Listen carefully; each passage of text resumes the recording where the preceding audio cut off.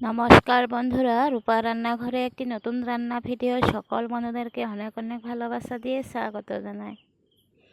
আজ আমি খুব কম উপকরণ দিয়ে খুব তাড়াহুড়ো নিরামিষ একটি রান্না করব, সেটাই শেয়ার করব। দেখুন বন্ধুরা, আমাদের উচ্ছে গাছে উচ্ছে ধরেছে। এই উচ্ছেগুলি খুব বেশি বড় হয় না, এমন সাইজেরই হয়। গাছ লাগিয়ে গাছে কিছু ফল ধরলে সত্যি মনে খুব ভালো লাগে।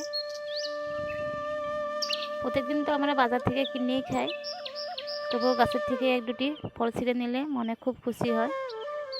এসব ছোটো ছোটো হয়েছে, এগুলো একটু বড় হবে।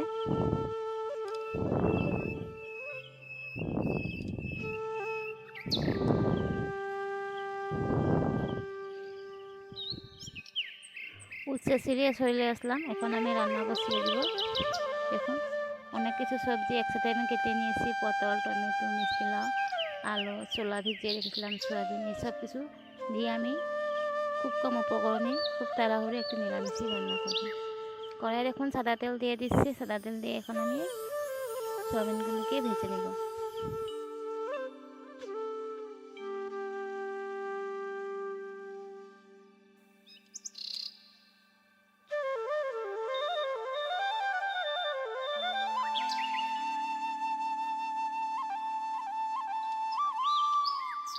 সয়াবিন ভাজা হয়ে গেছে, দেখুন বন্ধুরা, লাল করে সয়াবিনটাকে আমি ভেজে নিয়েছি।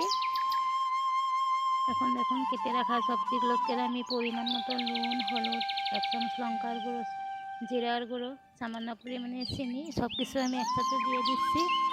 দিয়ে এখন আমি রান্না করে নেব। আর সম্বাদ দিচ্ছি 2টি শুকনো লঙ্কা, 2টি তেজপাতা, 1 চামচ রাঁধুনি দিয়ে আমি রান্নাটি করব।